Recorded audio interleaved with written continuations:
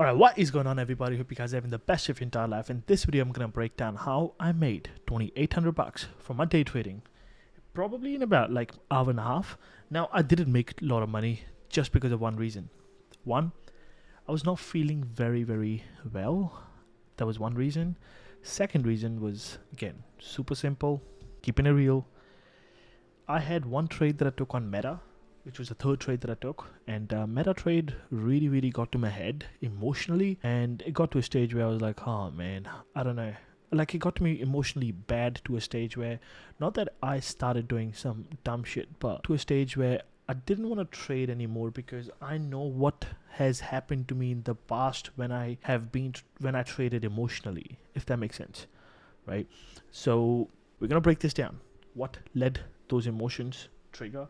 And otherwise, I had 3 out of 4 trades, which was insane.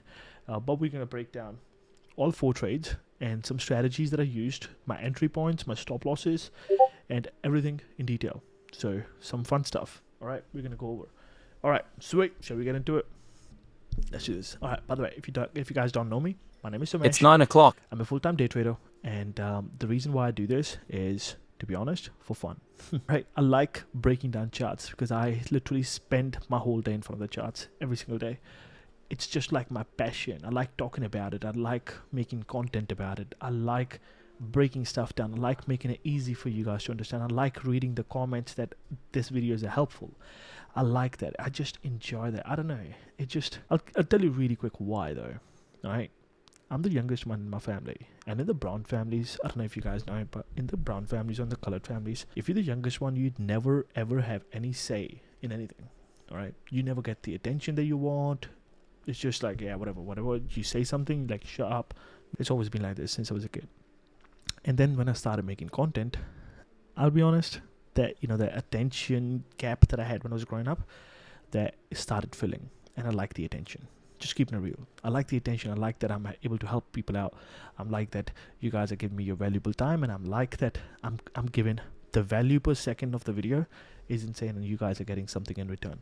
Right, this video is not going to be a long video. It's going to just be really quick, break down the trades, and hopefully you might have to watch it again a couple times to actually grab the topics, and let's get into it.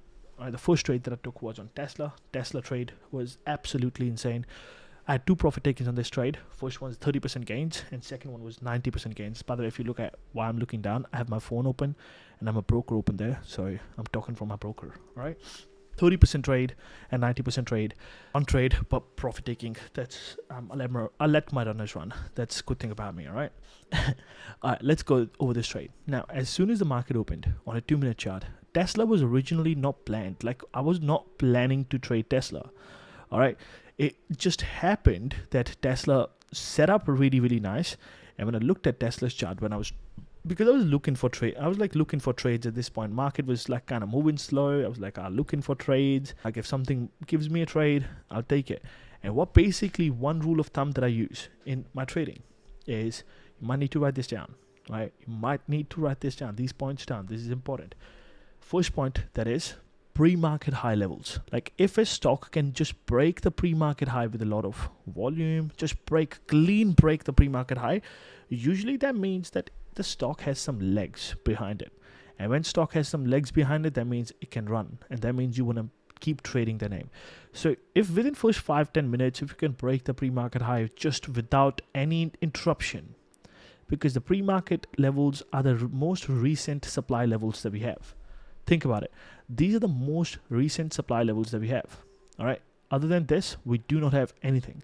So these levels are important for algorithms. These levels are important for traders, everybody. Right. So when we can break above this clean, hey, it's good stuff. All right. Pre-market high levels, very important. Or pre-market low levels, same way. All right.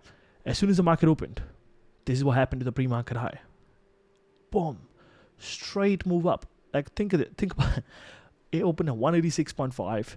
It went to 189 something in first 2 minutes. And second thing, that first is pre-market highs, second is time frames. All right, time frames, again, super important. I use 2-minute chart for first 30 minutes of the market open, so 9:30 Eastern time to 10 o'clock. All right, please don't be in the comments, oh, but I'm on a Pacific time. What would be my first 30 minutes of the market open? All right, common sense. Time frames. Then 5-minute chart for next 1 hour. That means 10 to 11 Eastern time. I trade 5-minute charts, and then I trade 10-minute charts from 11 Eastern time to 3 p.m. Eastern time, and I do not trade 3 p.m. to 4 p.m. I never trade. Not that I have never traded in the past. I've traded that in the past, but my win rate significantly drops. And I'm a sort of person, I rather keep shining my strengths than try to fix my weaknesses. I mean, if I make too much money here, I don't need to trade this. I want to shine my weakness. I want to keep shining my strengths rather than trying to improve the weaknesses. There's no point wasting my energy just to get better at something. If I can't make money, if I can't make money first 5.5 hours, there's no way in the world they're going to make money last 1 hour. You know what I'm saying? So these are the time frames that I use. You might want to take a screenshot. All right. Now, market broke. 2-minute chart. Sweet. I want to wait for a pullback. Right? It made even a bigger move. And I'm just like, oh my God, this is insane. This is insane. This is a huge move. Let's see if it gives me a pullback. And then we started getting a pullback. Here we go.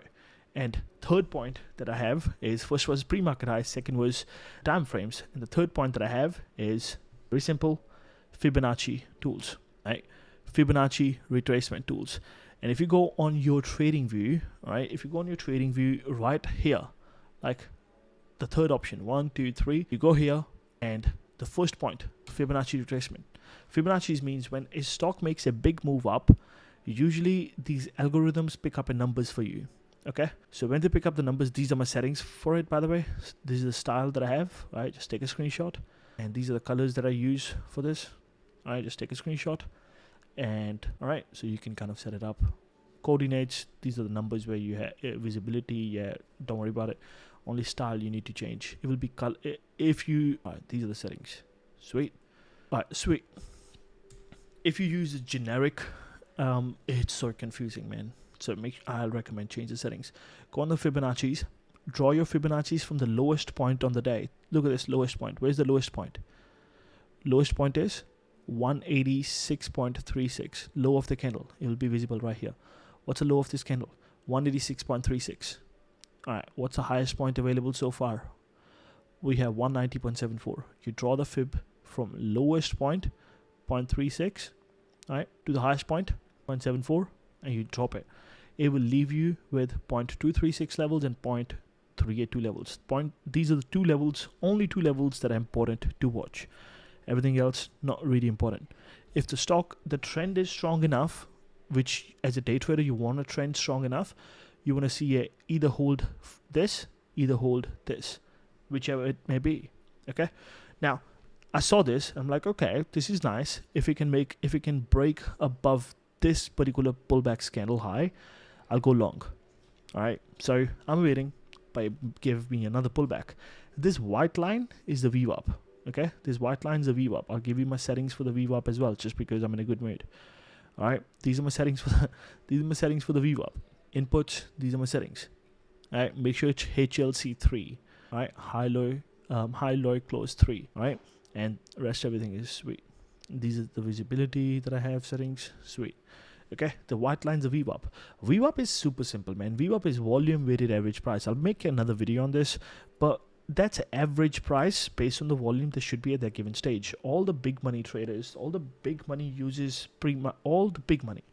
I'm telling you, all the big money uses VWAP levels as important. They consider those important levels. So I use VWAP levels to not just by themselves, but with the confluence. Confluence means when there's more than one level sitting at the same price point. So I saw that, okay, we are bouncing off the Fibonacci VWAP. Sweet, this is good. I waited for the candle to close. 2-minute candle close, right, like this. I'm like, okay, I'm going to go long the moment the high of this candle breaks. Stop loss is going to be just the low of here. Sweet. Sorry. Now Fibonacci's point's done. I can just delete it. So just clean up my charts. And this is the play that I'm watching. Get my point? Now, this is how I went. I took this trade the moment it broke this. Sweet. I took this trade and I'm like, okay, let's see where it can run to. Right. We took some profits as it was going up. I took some profits, 30% profits off. All right, because it made a huge move up. Like, look at this. It made a huge move up. I took 30%. Look at the volume. Insane volume, right? 30%, then it went to 90%. 30%, I think it was roughly here. 90% roughly here. It was insane. It was a beautiful trade. perfect trade, perfect executions. I think 90% was a little bit further down the track. Yeah, somewhere around here was the 90%. I don't know. It's roughly. You get the point, right? All right. Now this trade is done, or maybe I took profits even a little bit later. But I wanted to break down my entries, my exits, my entry, my stop loss, and my first profit target. Rest is the reason why I don't want to break down my other profit target position is because of this point called negative risk management. Negative risk management is super simple, yo. You know how people talk about risk management? I believe in negative risk management more than positive risk management. Negative risk management basically means if you have 50 contracts, let's say, or even if you have 10 contracts, your first profit targets here, this is where you entered, you take 25 off. You take half of your position off, the remainder 25. So let's say if your option contracts were $20 and where you took profits, wherever you took profits, the stop loss of the remainder that you're holding becomes 120. You just set it up in the system, stop loss 120, and you just let this trade go. There will be days where most of the time, 8 out of 10 times, your stop loss gonna get triggered. But 2 out of 10 times, because there's no risk, what are you risking on this? Nothing. Like your entry was $20, your stop loss $20. You're risking nothing. You already booked some gains. You already put money in your pocket. But 2 out of 10 times when it goes, this $20 gonna be like $10 a contract, and you still have half your position, and that's when you get paid. Get my point? And 30% of first profit taken that I had, then I took 90%, and the remainder that I still had a remainder running. They got triggered as a stop loss. Beautiful. Hey. I could have taken everything out at 30%. So this 90% is still gain for me. You see what I'm saying? Because of negative risk management. Sweet. I have a lot of videos on this topic, negative risk management. Almost in every single trade breakdown, I've broken this down. So go watch more videos after this video as well. All right. This was my Tesla trade. Let's go over the next trade that I took, which was Qs. All right. Breaking down QQQ's trade. Again, this trade was taken before 10 o'clock as well. So anything before 10 o'clock, what do? I watch. It's your right. 2-minute chart. Now, this is what the chart looks like for now. All right. Now, when we take a trade based on a 2-minute chart, you always got to understand one thing, that the trend has to be a little bit stronger or the weakness has to be a little bit stronger, whichever side. All right. By the way, this setting is 200 moving average. All right. 200 moving average acts as a strong resistance or a strong support depending on whichever side the stock is trading. So if it comes down, 200 moving average is there's chances it can bounce. But anyway, I was watching this. 480 is a critical level. 480, just a whole number, is a critical level that I had it marked on my charts. I'm watching this. Stock started pushing towards the upside.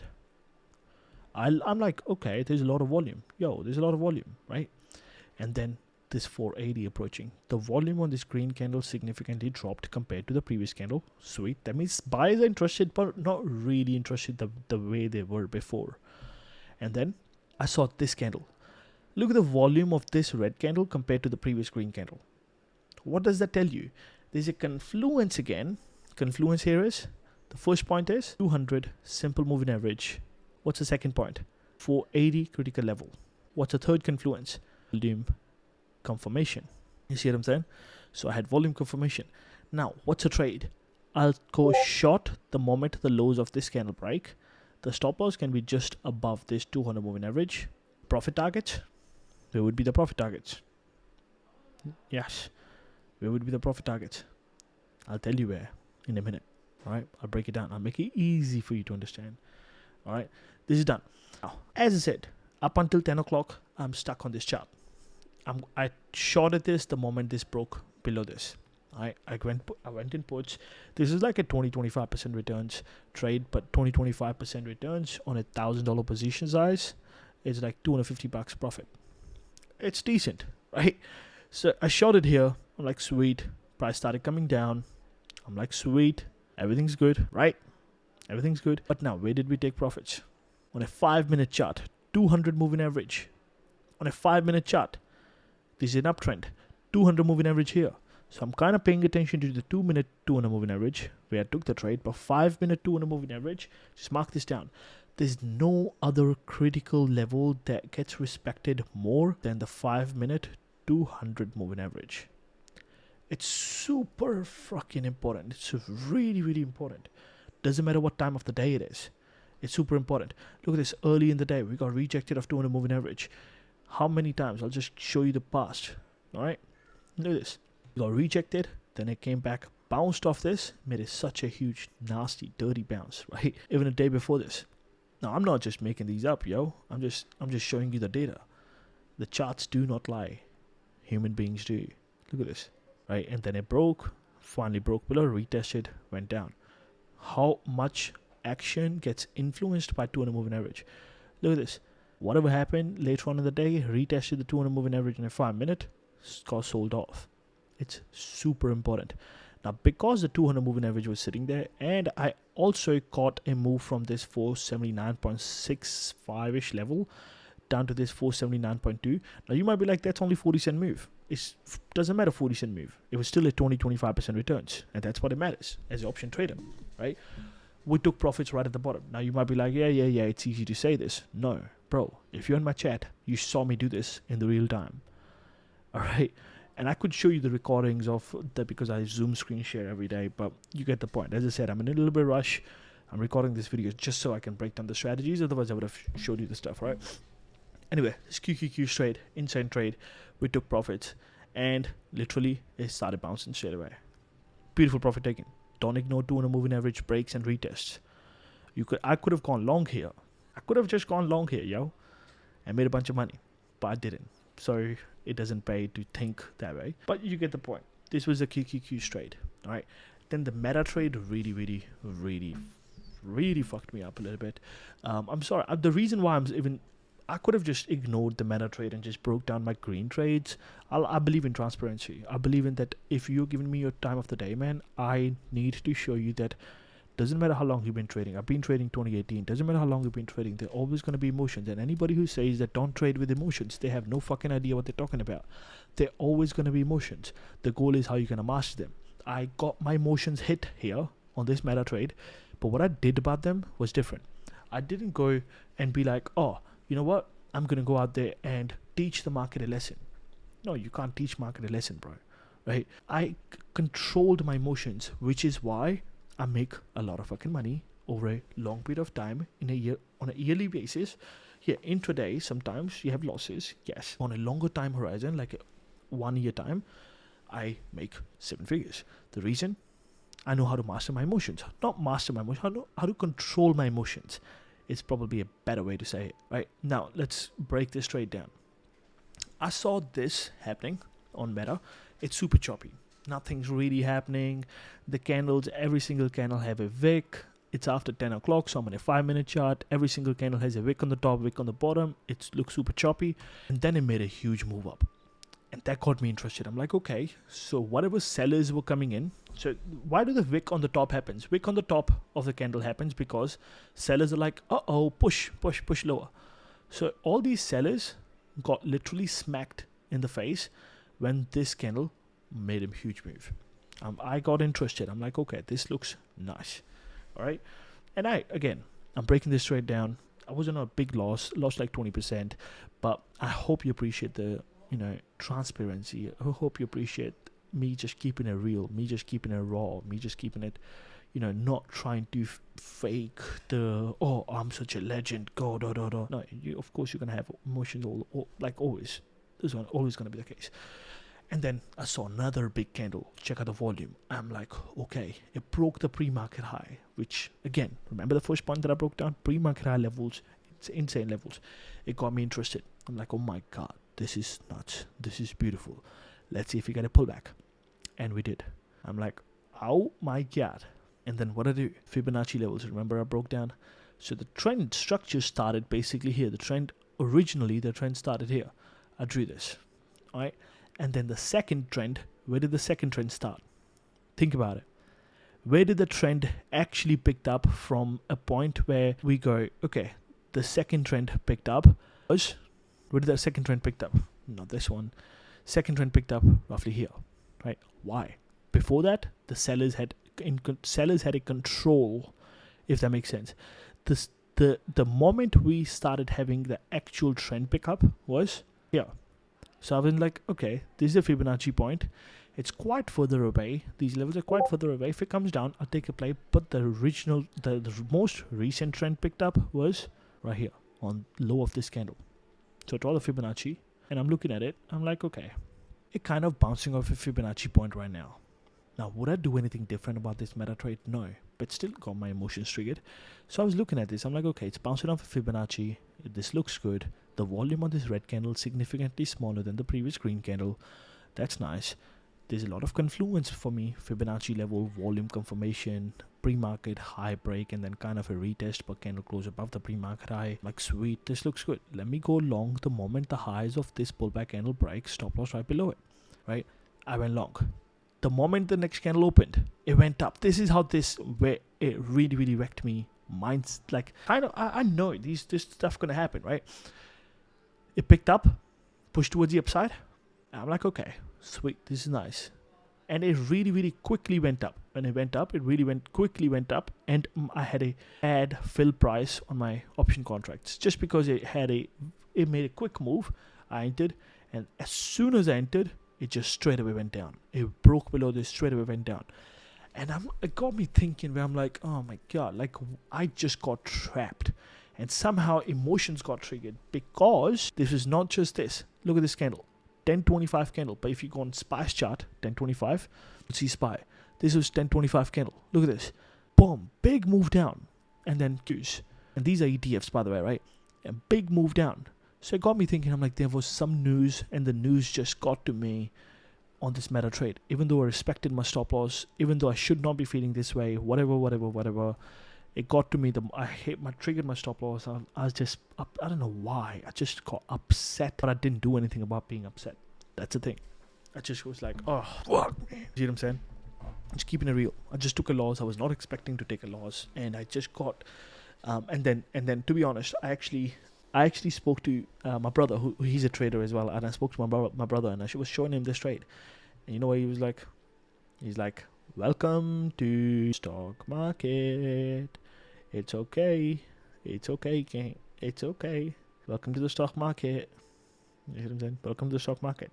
If you ever take a trade and all of a sudden something big drop happens on the ETFs, and because of that you take a loss, welcome to the stock market. Literally, there's nothing that you can do but respect the stop loss. If you respect the stop loss, there's nothing that can hurt you in the stock market. See what I'm saying? So this trade wrecked me up a little bit. And then I took the NVIDIA trade. I took NVIDIA's trade, and I break down this trade as well for you. All right. Now, this trade, NVIDIA. Again, as I said, 1025 was when the whole market just quickly reversed. Like 1025. I just showed you SPY QQQs quickly reversed. I looked at this trade. I was like, oh my God. All right. Sweet. You know, it makes sense. Whole market's going down. Everything's going down. I need to wait for some sort of entry on any name that I like to trade. And I only like to trade these names. I looked for an entry on everything. And for me, the entry is after a big move. I like to wait for a little pullback. That's it. I like to wait for a little pullback. So I'm waiting for a pullback on every single thing. And this is how I watch charts. Okay, I have 6 charts here. I have 4 charts here. And I have SPY QQQs on both screens. Okay, and then on the bottom screens I have, again, same, and then I have my broker open on one screen, right? So I'm watching all these names at all times, and I was watching this. Where did it go? Where did it go? Fuck. This screen? No, it wasn't this. Was it? Oh no, it was on this. Yeah, it was right here. All right, I was watching this NVIDIA, and I'm like, okay, I need to wait for. I was watching actually everything, and I was waiting for a pullback. I'm like, whatever stock gave me a decent pullback, and this was the only stock that gave me a decent pullback. And got a little pullback. I like to wait for a little green candle, right, or a little opposite color candle, and that I got that. Like, sweet, this looks nice. This looks all right, and I'm gonna go short the moment the lows of this pullback candle breaks. Stop losses on the other side. This is what I was watching. I'm like, sweet, I'll execute, I'll jump in. This is what I'm watching. Next candle, broke below, I entered. My stop loss is just here, right above this. Next candle, by the time the candle closed, broke below, I entered. Then we had a little bounce, right? I'm like, no problem. I know where my stop loss is. It's okay, right? And then playing around, and playing around still. And then we had a move down. And here we go. A move down. started taking some profits around this 123 level, and then the critical level was approaching 122.5ish. I think I was done by the time even this right here.